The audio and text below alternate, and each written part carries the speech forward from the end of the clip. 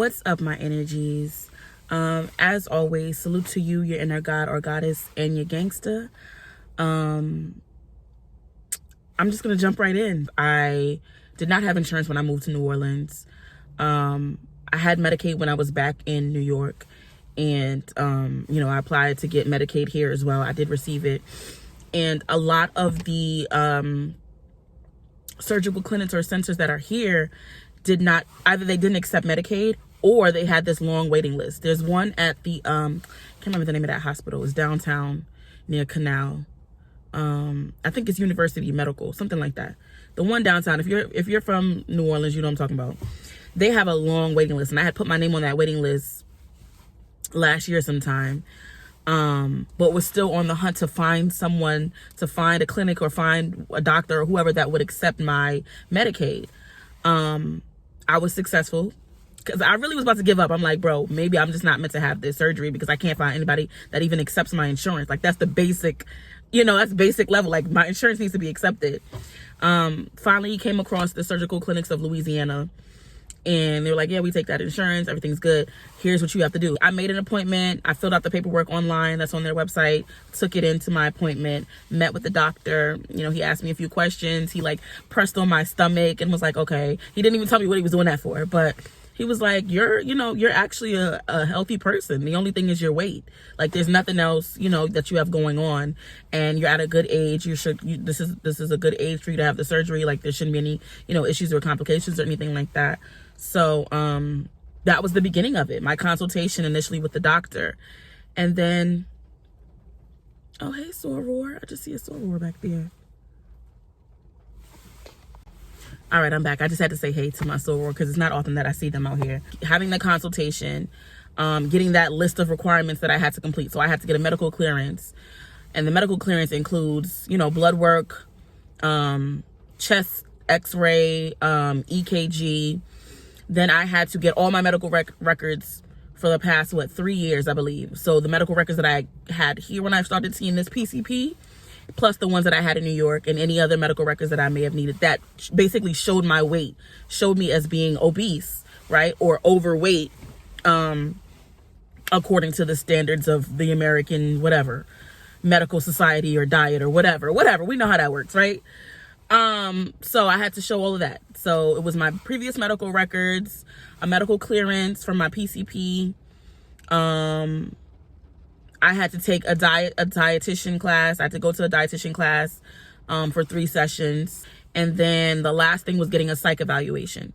So those were all the requirements, and I'll list them as well, just because I know I rambled off a list. But the last part of that was for me to get a psych eval. I can be reimbursed for it, but I had to pay out of pocket for it to get that evaluation. Basically, they did have a list of doctors, but I called 2 of them and they didn't accept my insurance. So I'm like, well, that doesn't make any sense. Why are they even on the list if they don't accept my insurance? And I still ended up having to pay out of pocket anyway. And the cost of that was, I believe that evaluation was $150. Once I did my psych eval, that's literally the last thing on the list because I went down the list in order. I didn't jump around or anything. So I submitted all my paperwork to SCLA, which is the Surgical Clinics of Louisiana. I'm just going to call them SCLA. You do an online psych evaluation, and then you receive a call for a phone interview. So I submitted the online part maybe on a Thursday or a Friday. I got the call for the over the phone interview on that Saturday. And then that Monday I called SCLA like, hey, I did my psych evaluation. I'm just calling to make sure y'all have all my stuff and there's nothing else I need to turn in. Because my PCP, where I'm parked right now, it's been hell. It has been absolute hell getting my PCP to, first of all, send my records. I haven't been in Louisiana that long, so it literally was like 1 page of records. I had to call them about 4 or 5 times to make sure that they faxed my records over to SCLA. So that's been hell. Now I've turned in all my stuff. I got my surgery date, right? And they're like, okay, well, you did all this testing and all this stuff, this preliminary stuff 6 months ago. That's how long it took me to get everything together, right? You did this 6 months ago, so now you have to go back and get an updated medical clearance, which is why I'm here today. Today is November 22nd, 2022. So I'm here to get an updated medical clearance. 6 months ago when I came to get the EKG here, their machine didn't work.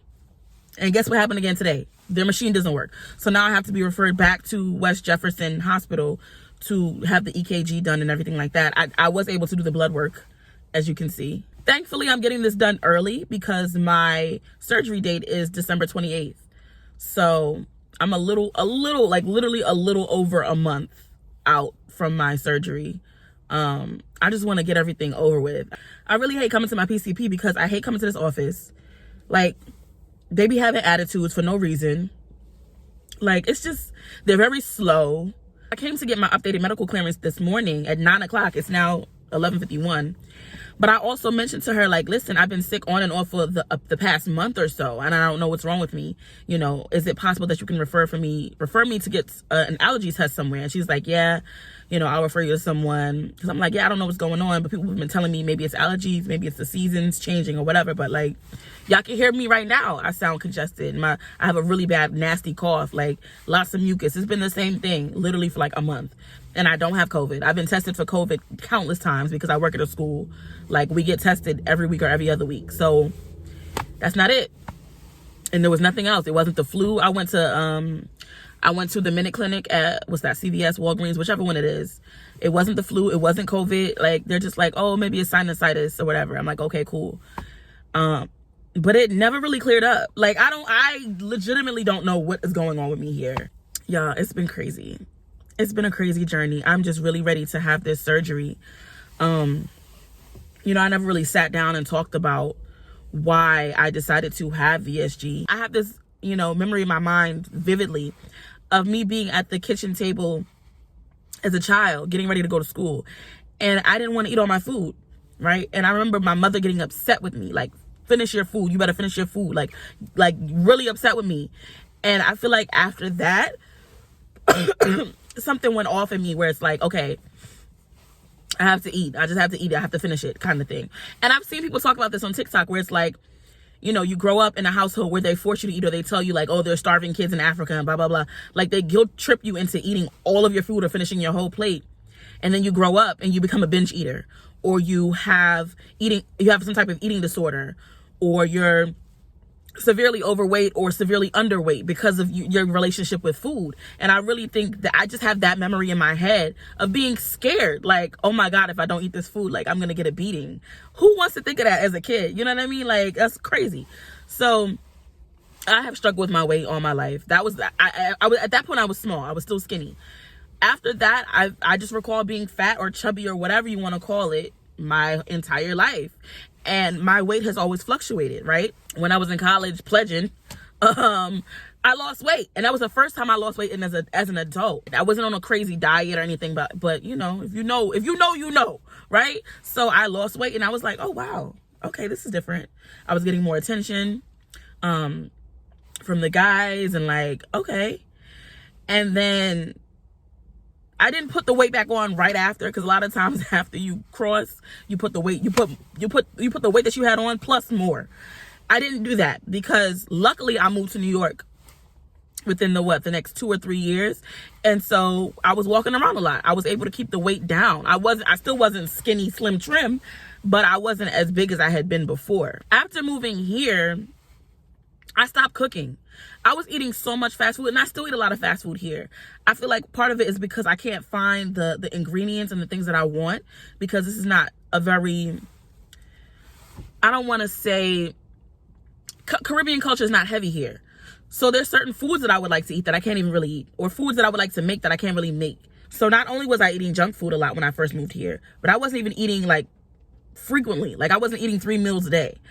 And that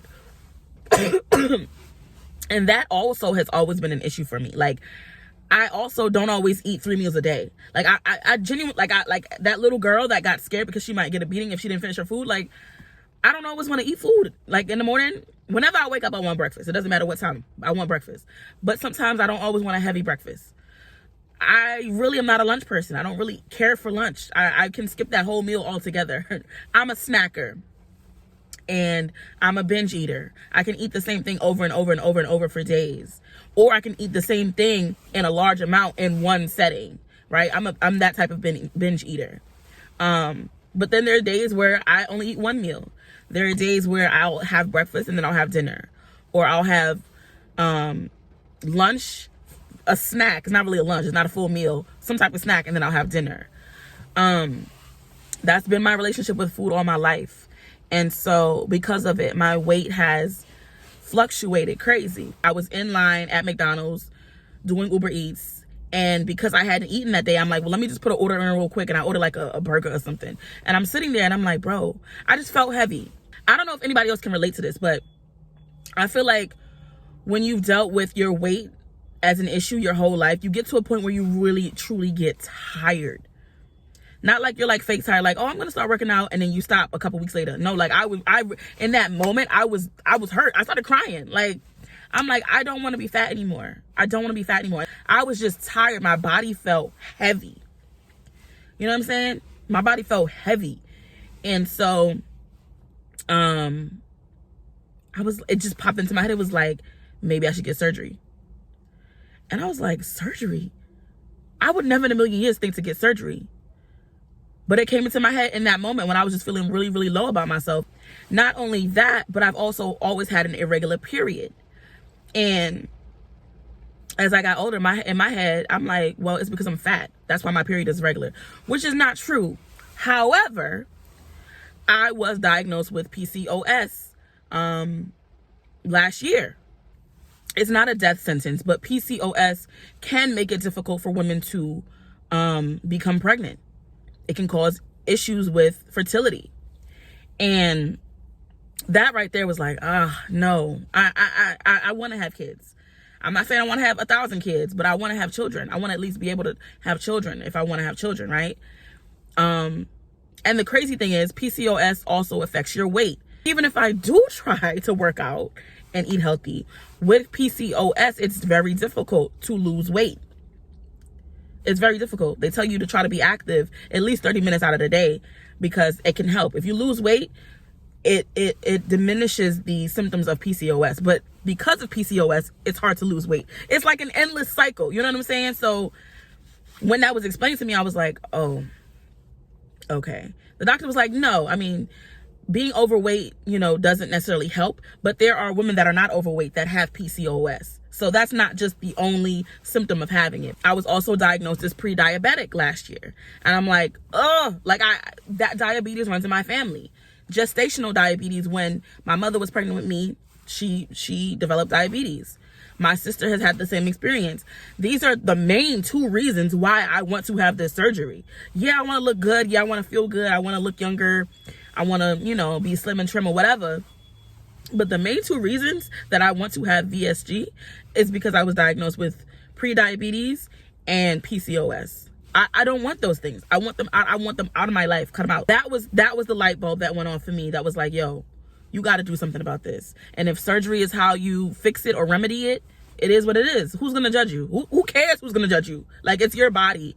You know what I mean? Your health comes first. Your sanity and your health come first. I'm excited because I want to see the difference. I want to see the change. I want to feel better. I want to feel lighter. I want to be able to be more active.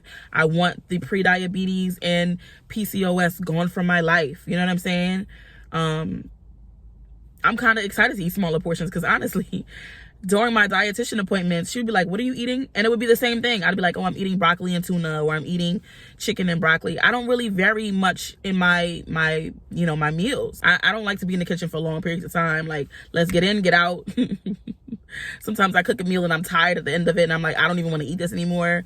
So, and I don't really buy groceries. That was another thing. I remember me and her having a conversation, my dietitian, Sarah. She was like, I was telling her like, I don't really eat breakfast. I don't really eat breakfast. Or, no, I was telling her I don't really eat lunch. And if I eat breakfast, I probably wake up late and eat breakfast. So I don't really eat too much. It was a whole thing. She was like, I would love to see what's in your fridge. I was like, it's nothing in there. She was like, yeah, I know. She was like, I know. It's the same for me though. Cause she's the same way. Like having to cook and, so I'm excited to eat smaller portions. Oddly enough, I'm excited to actually have to prep my food in a way. I'm excited to try recipes and things like that are simple, quick, because after you've had bariatric surgery, not that you can't eat everything. Your taste buds may change, but you also, it's supposed to be quick because your portions are so small. Like, you're not about to stand here and cook a whole feast. You're not going to even be able to touch half of that stuff. You know what I'm saying? Majority of it you're not going to be able to touch. So you want to keep your meals very small and keep, you know, them quick and easy to do. So I'm excited about that because I really don't like to waste a lot of time cooking. I just don't. You cook and I will eat. I would chow down. I know that I'm on the right path and everything is going to align itself the way it should. And I made it this far. This was just a quick check-in with y'all, just to let y'all know what's going on. And I will see y'all on the other side. Yeah.